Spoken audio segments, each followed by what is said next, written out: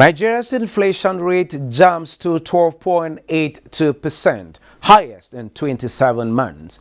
Tax relief. Federal government, World Bank plan $2.5 million grant for states. Securities and Exchange Commission holds first CMC meeting in 2020. Plus, analysis of what the unemployment data published by the National Bureau of Statistics says about the economy and the Nigerian population demography shall be the focus of Business Express for today. This is Business Express on the network service of the NTA. We are reaching you live from Abuja, the nation's capital. I am Benny Adams, your guide.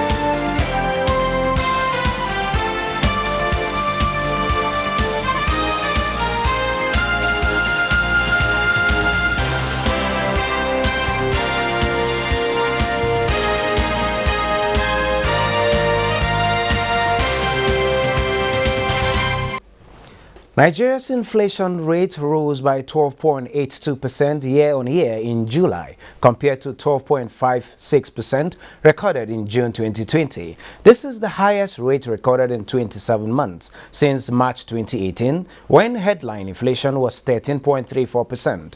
Latest Consumer Price Index report released by the National Bureau of Statistics shows that Nigeria's inflation has consistently increased for 11 months, rising from 11.02% in August 2020 to 12.82% in July 2020. The composite food index rose to 15.48% compared to 15.18% recorded in June 2020. Meanwhile, core inflation, which excludes the prices of volatile agricultural produce, stood at 10.1% in July 2020 compared to 10.13% recorded in June 2020. The federal government, through the Federal Ministry of Finance, Budget and National Planning and the World Bank, have set aside $2.5 million grant for each state to be able to commence implementation of a tax compliance relief program for individual taxpayers and businesses by September 31st. The incentive is to stimulate the success of the various tax relief programs being introduced by state governments as part of measures to mitigate the unending toll of the coronavirus pandemic on businesses and ensure speedy recovery of states' economies. A spokesman of the Nigeria Governors Forum, Abdulrazak Bello Barkindo, noted that the initiative formed part of the outcome of a virtual meeting on August 14, 2020 under the State's Fiscal Transparency, Accountability and Sustainability Program for Results organized by the World Bank and the Nigeria Governors Forum, midwifed by the Ministry of Finance, Budget and National Planning. The Central Bank of Nigeria (CBN) stress test has revealed that banks are strong enough to withstand the coronavirus pandemic impact, just as the deposit money banks' balance sheets and profitability margins are also rated high. Member of the CBN-led Monetary Policy Committee, Festus Adenikinju, says the stress test on the banking industry confirms a resilient sector that is able to survive the effects of COVID-19 and volatility in the oil market, while reiterating that data from the CBN on the banking system stability shows that the banking system remains resilient, strong, and coping well under the current challenging environment. He added that the capital adequacy ratio and the non-performing loans ratio are trending in the right direction. The US dollar began Monday where it left off last week, caught between pressure from worries about lagging US economic recovery and support from rising US bond yields and safe harbor demand. Let's now see how the Naira is exchanging for other international currencies.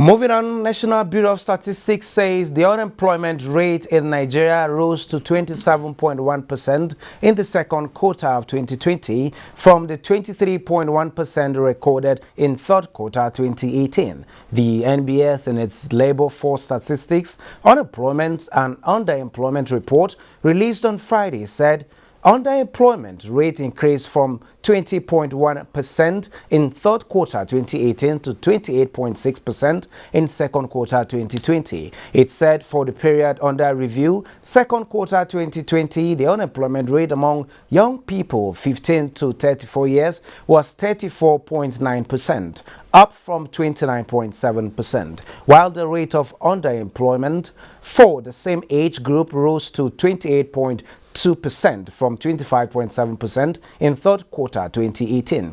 The NBS added that the number of persons in the economically active or working age population 15 to 64 years of age increased to 116.871 million from 115.492 million in third quarter 2018.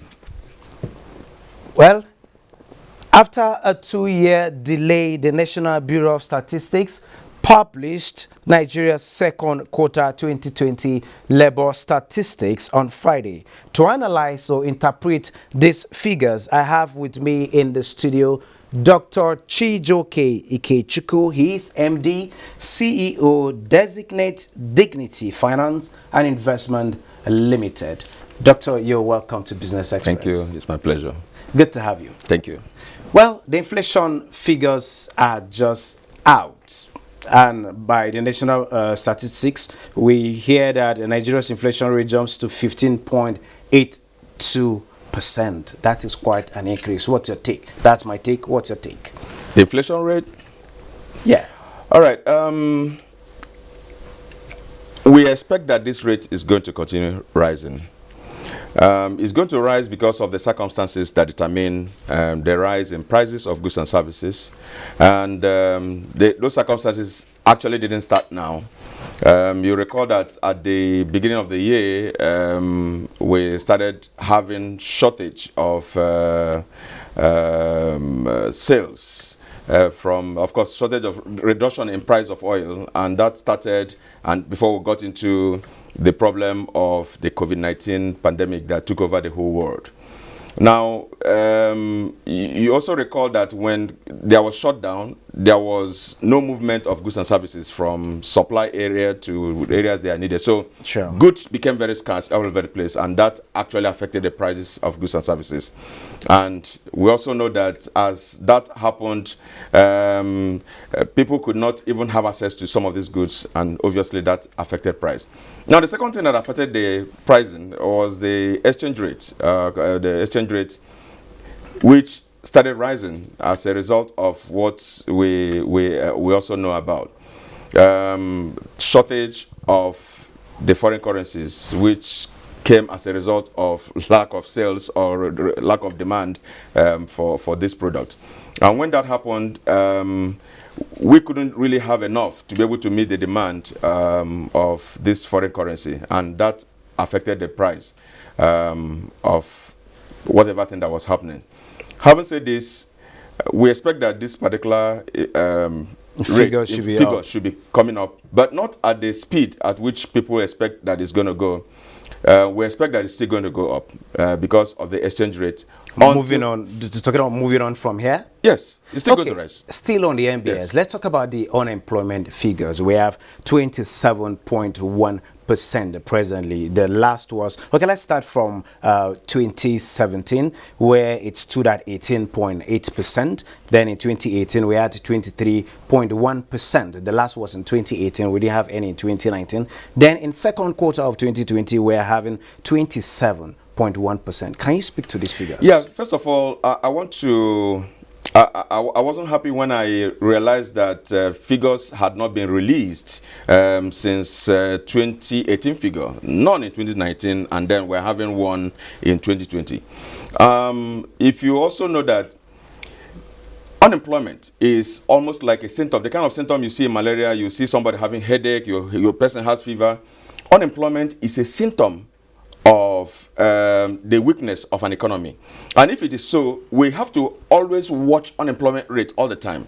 And to have a figure of 2018 gotten in quarter 3 against a figure of 2020 gotten in quarter 2 is not right. We're supposed to have year on year. That means if we are measuring quarter 3, we need to be looking at quarter 3 again into 2020, and not having quarter 2 and quarter 3 and not having any figure for 2019. That is not right. So having said this, we also know that unemployment is as a result of what we are passing through, and that has happened in all the countries. So Nigeria is not only country that is... Is it about cutting down costs? Is it about laying off workers? Is it about production? It's a combination of all the things.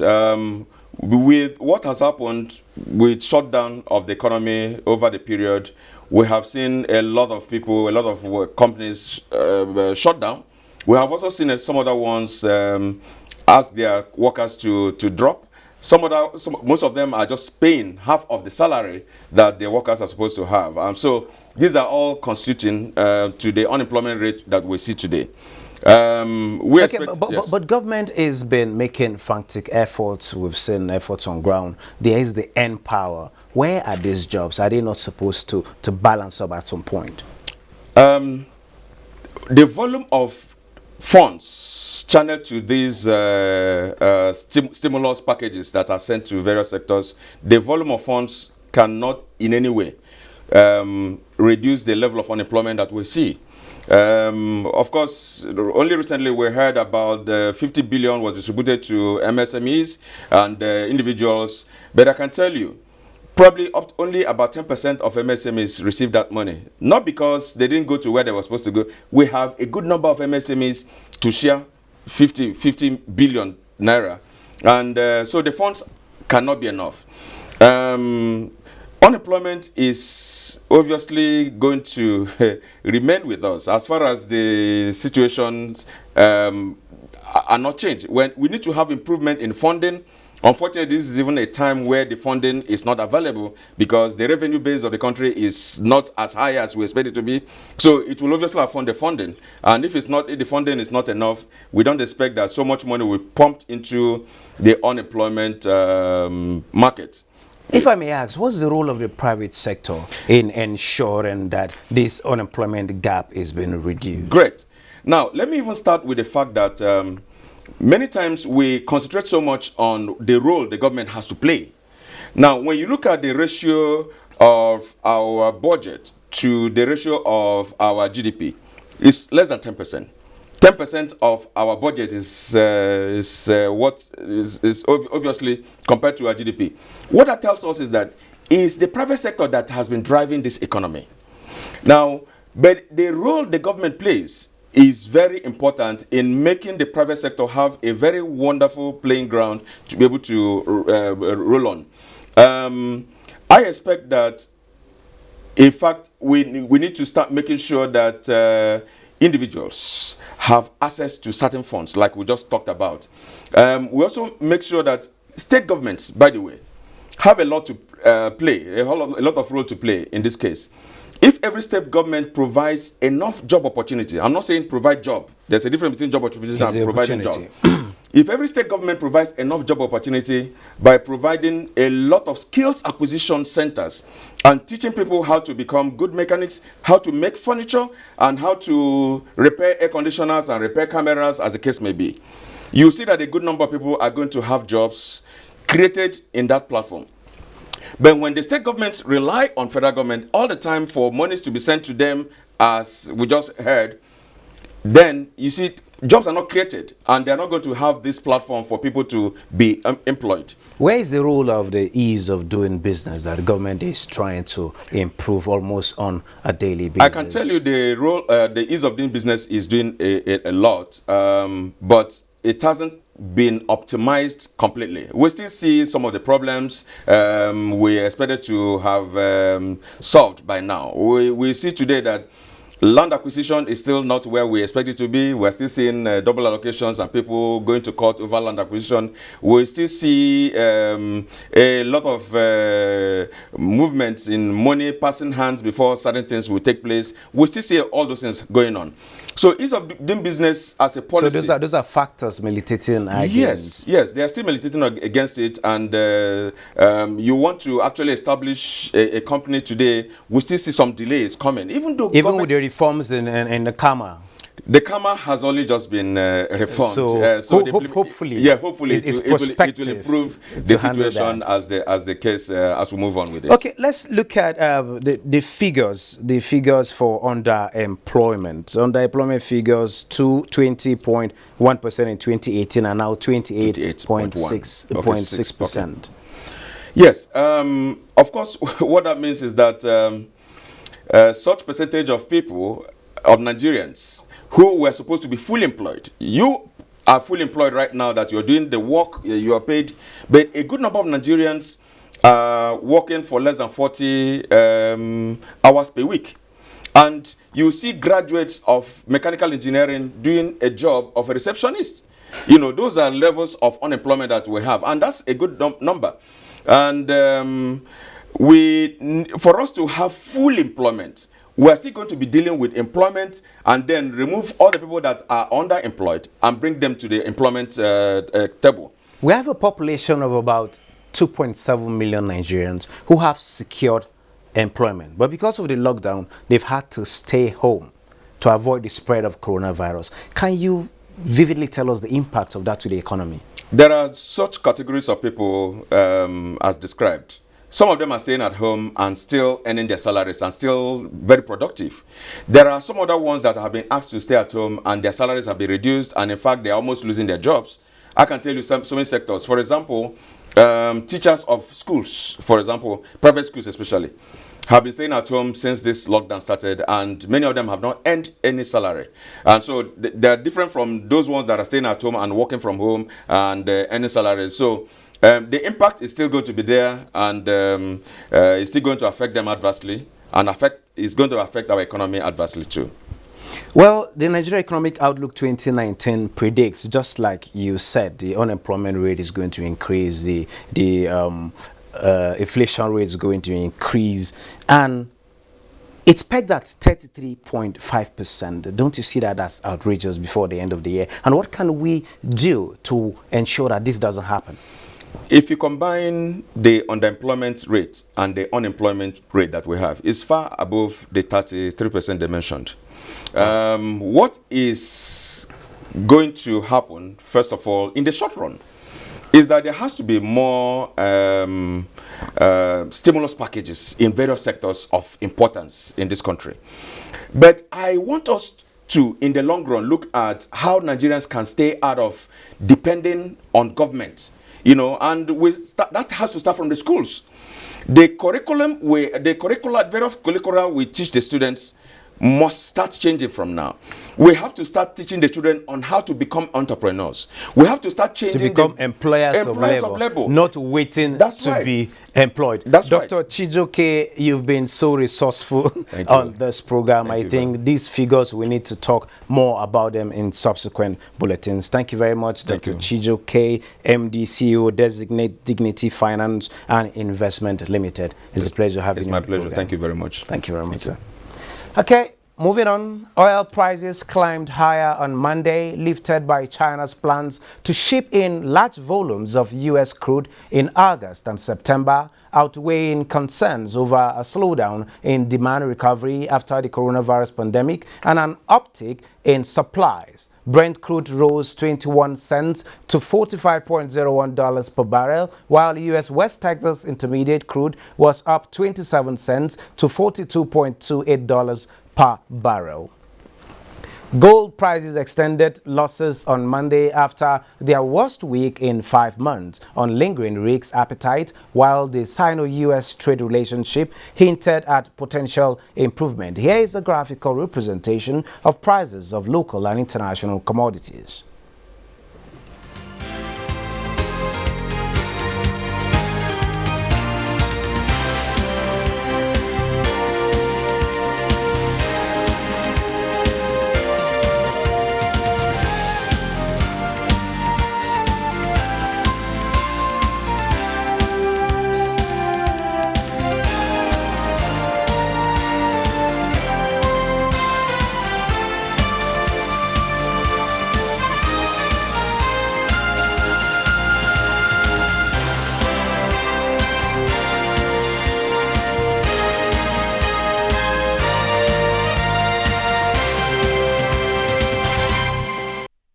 The Securities and Exchange Commission (SEC) has announced that the first Capital Market Committee meeting in 2020 is scheduled to hold from Thursday, August 20 to Friday, August 21st, 2020. The Capital Market Committee meeting planned for April 2020 could not hold owing to the prevailing lockdown imposed by the federal government of Nigeria during the period due to established protocols on COVID-19. The meeting will now hold virtually through Zoom, with key stakeholders in the capital market meeting on August 20, while a press briefing on the outcome of the CMC meeting will hold on August 21st. The Capital Market Committee was primarily established to serve as medium for exchange of ideas among market stakeholders, as well as an avenue for providing feedback to the SEC on how to continuously address challenges, improve market operations, and enhance the regulatory framework. A total turnover of 1.327 billion shares worth 13.934 billion in 19,392 deals were traded last week by investors on the floor of the exchange, in contrast to a total of 1.065 billion shares valued at 10,798 billion naira that exchanged hands the previous week in 20,482 deals. Amina James has more. The stock market report for the week ended 14th August 2020 indicated a total turnover of 1.327 billion shares worth 13.934 billion naira in 19,392 deals traded last week by investors. The NSCO share index appreciated by 0.63% to close the week at 25,199.84 basis points, while market capitalization stood at 13.146 trillion naira. The financial services industry led the activity chart with 886.545 million shares valued at 8.360 billion naira traded in 10,161 deals. The conglomerates industry followed with 155.956 million shares worth 187.728 million in 828 deals. Now, the third place was the consumer goods industry worth 2.229 billion naira traded in 3,403 deals. Meanwhile, trading in top three equities, Guarantee Trust Bank PLC, Transnational Corporation of Nigeria PLC, Zenith Bank PLC accounted for 419.455 million shares worth 6.079 billion naira traded in 3,854 deals.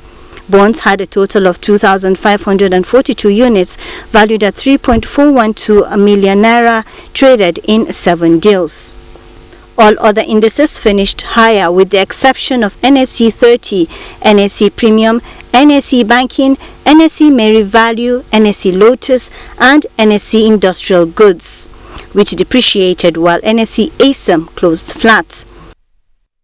And on the capital market, transactions on the first day of trading for the week on the floor of the Nigerian Stock Exchange ended in red. The NSE All-Share Index and market capitalization depreciated by 0.27% to close at 25,132.67 basis points as traders exchanged 161.2 million shares valued at 1.8 billion naira in 3,579 deals. The financial industry-led activity chart topped by Guarantee Trust Bank, Zenith Bank, and Sterling Bank. NTA Nigeria, Julius Baja, and Unilever were the top price gainers. This is where we end this episode of the program. Don't forget, you can access this and all previous episodes on YouTube, and you can also communicate with us on Twitter, and the handle is at NTA News Now. The hashtag is #BizX. We value your feedback. Do join us again on Tuesday morning by 9:30 for another package as we continue to fight against COVID-19. Remember to keep physical distance and always wash your hands. I am Benny Adams saying, stay safe.